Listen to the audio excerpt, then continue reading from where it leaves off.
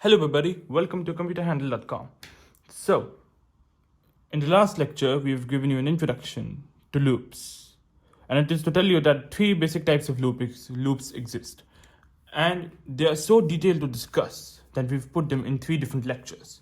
Alright, starting off with this one. And the three types of loops are the count-based loops, which we're going to discuss today. And then we have two condition loops. One is the precondition loop and one is the post-condition loop. Alright, but for today, there are no conditions. We only have count-based loops. Alright, so you may have interpreted what count-based loops mean. So what do we mean by count-based loops?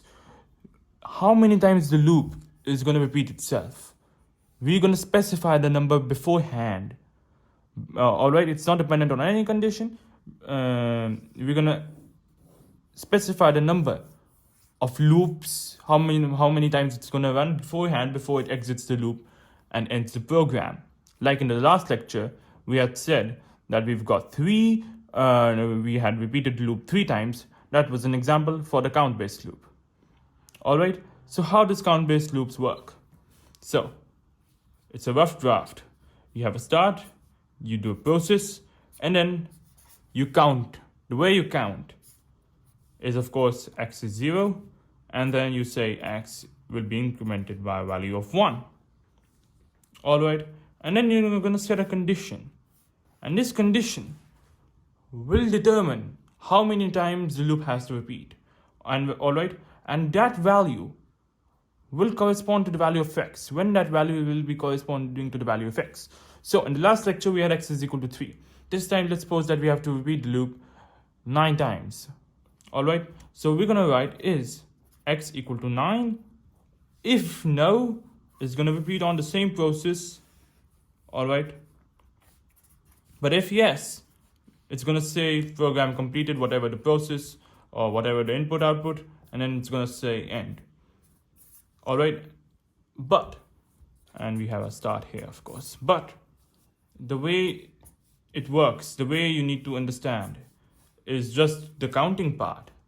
Alright, how we can use use it to counting. Alright, and how we can set up a condition to ensure that it goes through this path until the value of x has been 9. Now, on purpose, I've set a mistake here. Alright, I need you to identify the mistake. What's wrong here?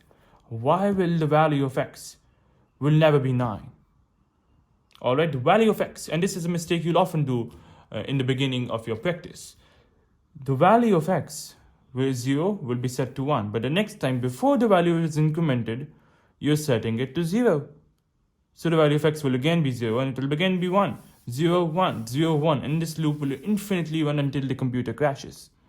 Alright, so the way to repair the program is what we did last time right here.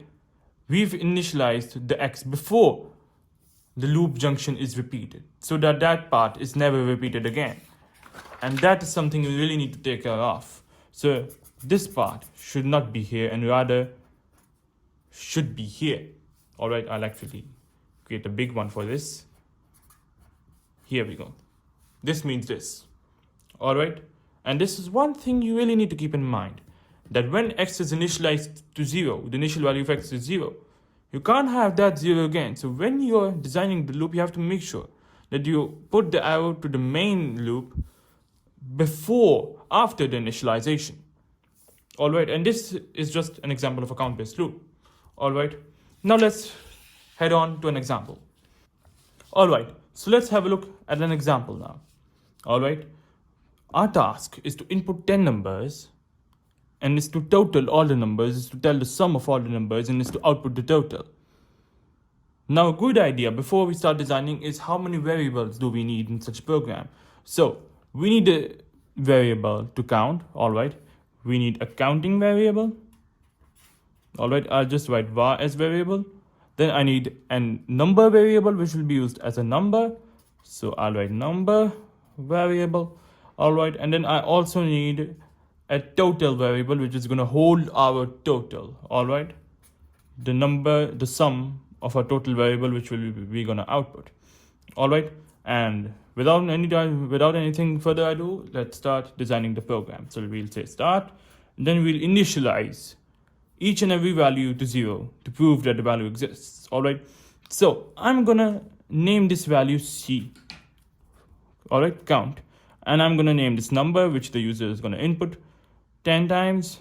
All right, and then we'll have in a variable called total.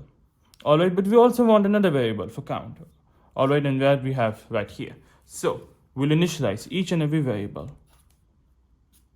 to 0. C is 0, N is 0, and then T is 0. All right, and each of these are process, so these are going to be a rectangle like so, and this is going to be an oval. All right, now our job is to first our job is to firstly proceed on the original task, all right, before we head on to the counting task. And that task is to total all the numbers.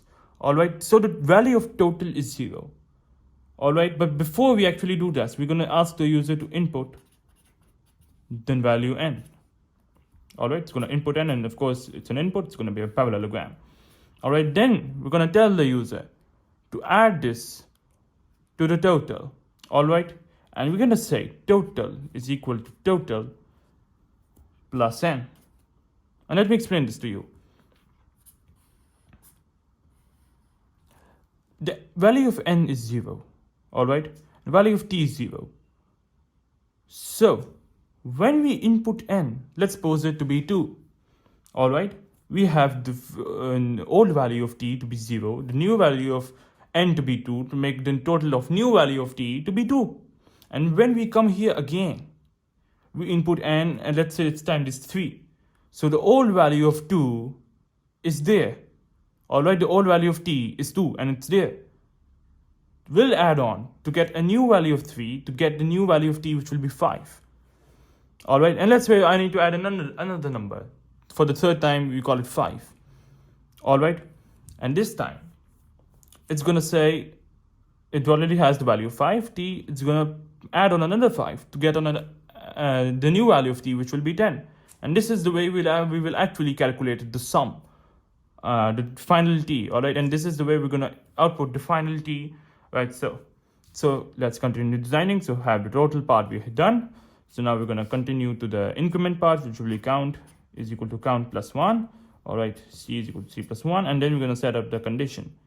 All right, I'm going to create an arrow, and now here's the condition box, the condition diamond really. And this time I'm going to push on to the no part here and the yes part here, like so, to save some space. All right, so no path. Of course, we're going to say is c equal to 10, because we need to have the loop repeated 10 times, because we need to input the value of n 10 times. All right, and where will we join this junction? We do not want the value of t to be set 0 again. Of course, none of them want to be 0 again, so it's definitely below this. All right, but at the same time, we do not want to input n at least once. All right, we have to input n 10 times. So this is within the loop, but that is within not the loop, which means that we will join our junction right here. All right, and when c will be equal to 10, our job will be to output total, which will be t. All right, and to end the program like so. Now let's drive in the program. All right, so I start.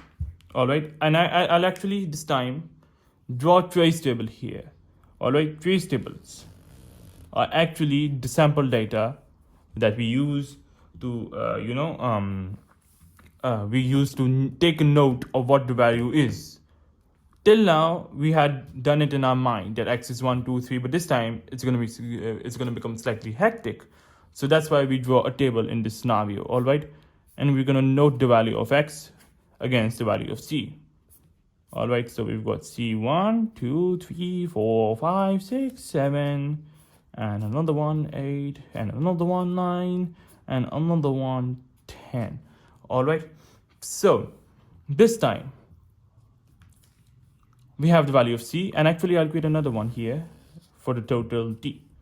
Of course, we have 3 variables, not 2. All right, So let's drive on this program now. So for the value of c to be 1, we input the value of n. All right. Oh, sorry, this is n. So we input the value to be n, and let's suppose that our first value of n is supposed to be 2. All right, I'll write 2 here. And then the total, of course, will be 2. And then it will be 1. And then it's going to repeat it. And we'll input the new value of 2. The new value of n. All right. Now let it be the new value of n, any number. Let's suppose it to be 4.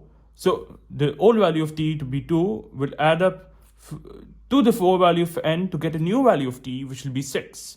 All right. So our total now will be 6. All right.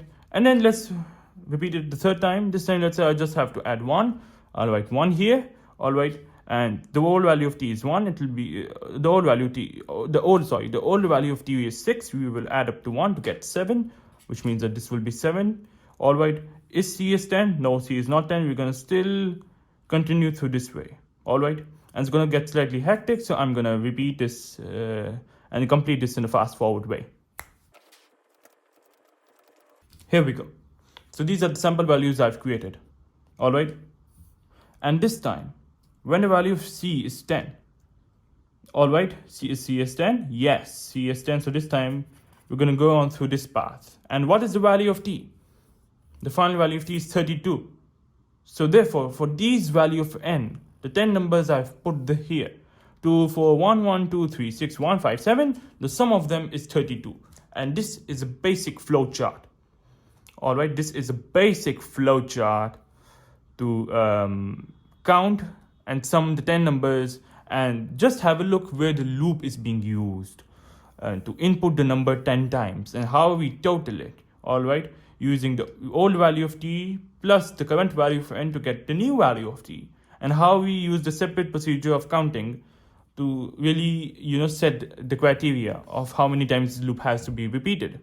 Now, of course, at first, it might be confusing to you to some extent, but after practice, lots of practice, and you're going to become a lot more fluent in this logic design and the trace table thing as well. All right, so this is the count-based loop completed, and we're going to do a similar scenario again in the next lecture, but this time it will have the condition loop. All right, thank you, everybody. That's it for this lecture. Take care.